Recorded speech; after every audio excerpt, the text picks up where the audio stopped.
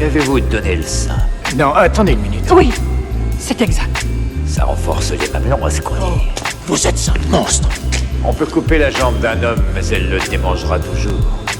Dis-moi, maman, une fois que ta chérie sera entre quatre planches, où est-ce que ça te démangera?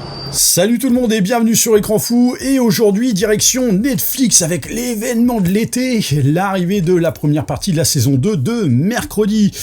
Oui, parce que bon, maintenant Netflix est devenu un petit peu adepte de ça, de diffuser donc les saisons en plusieurs fois. Alors bon, en soi, moi ça me pose pas tant de soucis, d'ailleurs ça permet notamment au contenu en question de respirer un peu, alors à la condition qu'il n'y ait pas trop d'écart entre les dates de diffusion. Mais là, on va dire que ça passe puisque un mois seulement sépare les 4 premiers épisodes qui sortent donc le 6 août et la fin qui sera disponible effectivement le 3 septembre. Donc série ultra attendue, et donc là, je vais devoir m'excuser d'avance parce que je risque de pas me faire beaucoup de copains et de copines.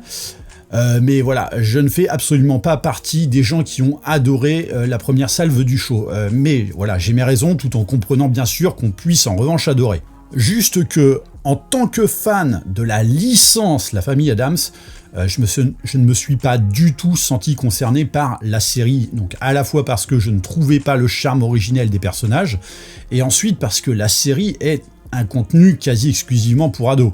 Dans l'esprit un petit peu de Miss Peregrine et les enfants particuliers de Tim Burton, qui était déjà très axé film pour ados, mais aussi parce qu'on nous vantait le retour en fanfare de Tim Burton, mais un peu comme à chaque fois qu'il sort un truc, pourtant en plus avec un matériau de base qui est fait pour lui, La Famille Addams, c'est fait pour lui.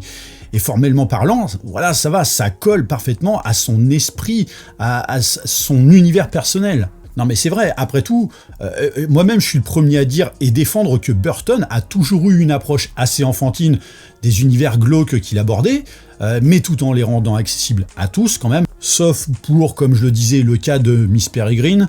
Donc généralement une approche accessible à tous, qui me semblait pas être le cas avec Mercredi.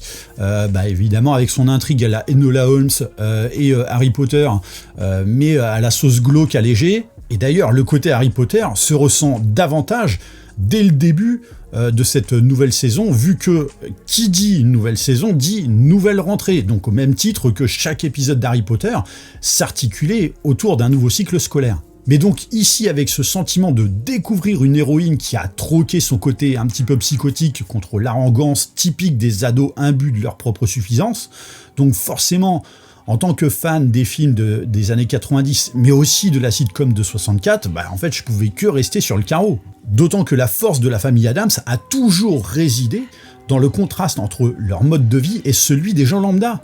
Alors que ici, en fait, on te les baigne littéralement dans une foire aux monstres permanente. Et en définitive, même après en avoir parlé avec quand même pas mal de monde autour de moi, parce que je me posais la question, est-ce que en fait je suis pas passé à côté d'un truc ?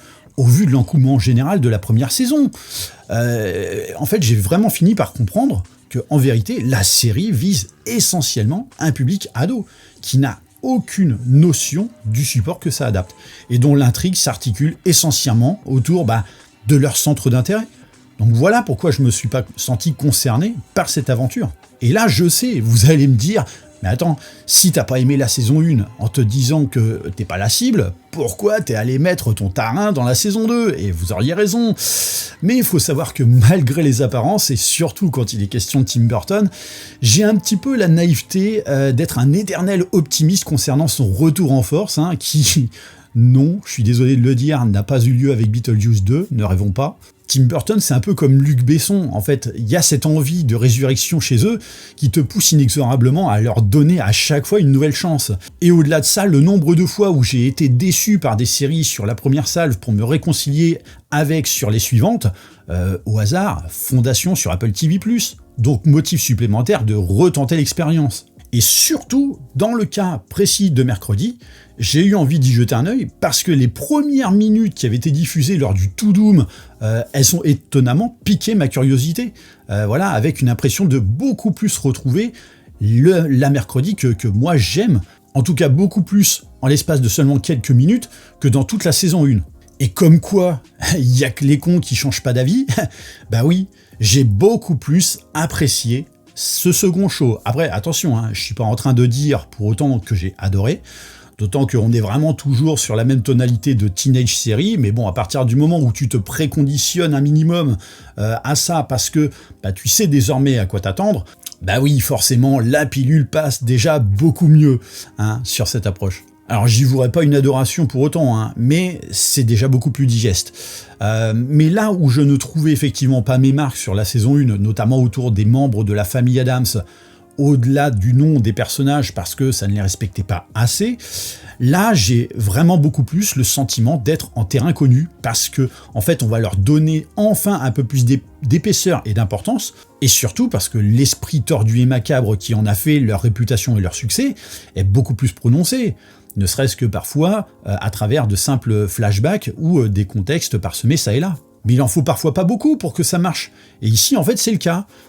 De ce qui nous est présenté à travers donc ces 4 premiers épisodes, voilà, en tout cas, moi j'ai le sentiment d'avoir enfin découvert Pugsley, ou Morticia, ou même Gomez.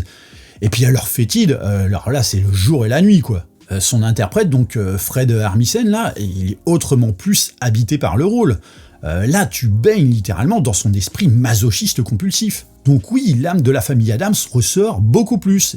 Et même mercredi, qui, voilà, pour moi, semble avoir enfin troqué un peu plus son arrogance et sa suffisance pour la psychose et le sarcasme qui font le charme de base du personnage, et qu'on en espérait en tant que fan.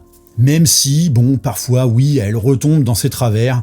Donc oui, ça marche globalement mieux parce que je savais exactement à quoi m'attendre, à savoir donc une série qui allait surfer sur un personnage culte pour le pervertir en icône de contenu pour ados, et que c'est ce que tu as, voilà, du contenu pour ados, ça changera pas, mais qui décide enfin d'épouser un peu plus la fidélité à son matériau source, donc à savoir respecter le caractère même des membres de la famille Addams. Donc une pseudo-réconciliation avec un public de fans de la licence qui avait vraiment été mis sur la touche il y a 3 ans, et surtout que la patte de Burton se ressent effectivement dans les décors, et parfois des petites séquences dont il a le secret, comme une histoire racontée autour d'un homme du passé par le prisme de la stop-motion en noir et blanc à la manière de Frankenweenie, et avec un style qui est vraiment à la croisée des chemins entre le Noël de Monsieur Jack et Noces funèbres. Et l'esprit malsain et macabre semble beaucoup plus présent, comme je disais, au-delà de l'esthétique, rien qu'à travers des allusions ou même au détour de quelques dialogues. Alors on appréciera également le casting qui fait l'effort de nous apporter, alors déjà un Steve Buscemi en roue libre, bon comme à chaque fois qu'on le voit, mais en même temps on n'en espère pas moins de lui.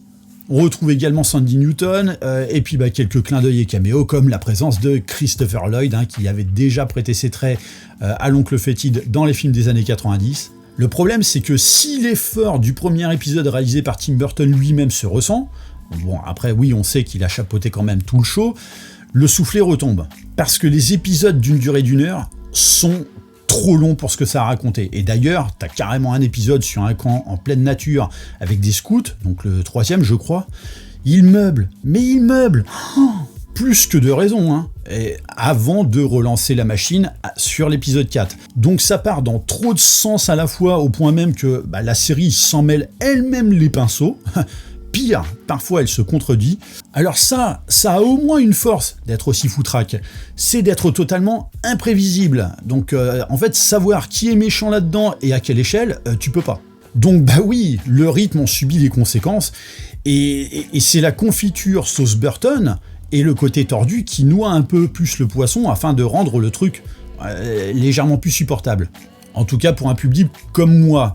Donc bon, il y a ça et les innombrables références à tout ce qui touche au domaine de l'horreur, qui lui en revanche risque d'être peu parlant pour les ados, mais seront effectivement un réel plaisir à décortiquer pour des gens de ma génération. Après, je ne sais absolument pas ce que la saison va raconter dans sa deuxième partie, mais déjà ici, on aurait pu dégraisser d'une bonne heure. Voilà. Alors, autre point qui, là aussi, m'a un petit peu saoulé, c'est que parfois, on perd le côté sadique et complaisant propre à la famille Addams pour, comme je le disais, retomber dans des travers de l'adolescence. Alors, en dépeignant notamment une dualité mère-fille particulièrement chiante entre Mercredi et Morticia. Enfin voilà, c'est vraiment le conflit standard de la crise d'ado. Mais sauf que là, comme je le disais, on est chez les Addams, quoi. fous les potards à fond dans le trash verbal, soit mortifère à l'excès, quoi. Enfin, je veux dire, si tu t'inquiètes par rapport à ton public, les spectateurs principaux, ça a beau être des ados, ils sont habitués à bien pire. Hein. Après, il y a bien un truc qui, moi, me chiffonne, c'est que la série reprend exactement le même concept que la saison 1, à savoir une enquête dans un bahut. Alors, en soi, moi, ça me dérange pas. Si c'est intéressant à suivre, ce qui a l'air d'être un petit peu plus le cas ici, mais on sait qu'ils vont pas se contenter de seulement 2 saisons. Voilà, on va en bouffer d'autres, au vu du succès du show. Et là, ce que j'ai un petit peu peur, effectivement, c'est qu'ils s'enferment dans le même genre d'histoire d'enquête en milieu scolaire, et que ça finisse par susciter un engouement déjà beaucoup moins intéressant parce que la formule risque de s'essouffler plus vite que prévu, quoi. C'est un petit peu la crainte qu'on peut avoir autour de ce genre de show. Mais bon, voilà, comme je le disais, globalement, pour ce début de saison 2, je l'avoue, il y a du mieux. Comme j'ai dit, on ressent plus l'esprit de la famille Addams qui vraiment faisait le bonheur des fans de la première heure. Il y a encore quelques petits soucis, ça c'est clair. Mais ça se suit raisonnablement, maintenant à voir si ça tient sur la longueur. Ça aussi, comme je le disais, j'ai un peu peur, surtout vu le rythme. Bref, voilà, évidemment pas de notes puisque la saison n'est pas terminée. J'en ai terminé en tout cas pour cette review de cette partie 1 de la saison 2. Pour le jeu de la réplique, c'était sur la review de Évanoui, il fallait trouver l'arme fatale 2 réalisé par Richard Donner et sorti en 1989. Voilà, j'en ai terminé pour cette vidéo. N'hésitez pas à me laisser des petits commentaires, notamment pour me donner un petit peu votre ressenti par rapport à votre âge. Je suis quand même assez curieux de savoir si vous n'êtes pas concerné par ce cadre d'adolescence, parce que vous n'êtes plus du tout dans cette tranche d'âge. Moi, je suis quand même assez curieux de savoir comment vous le percevez, comment vous percevez cette série.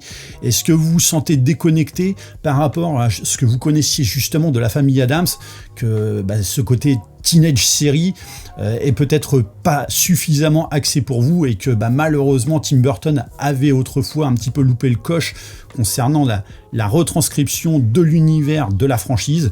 Voilà, donc n'hésitez pas à me dire tout ça dans les coms. Bien sûr, pensez à liker et partager la vidéo, pensez à vous abonner à la chaîne de manière à vous tenir informé des prochains contenus. Et comme d'habitude, je vous dis à très bientôt pour une prochaine vidéo. Allez, bye.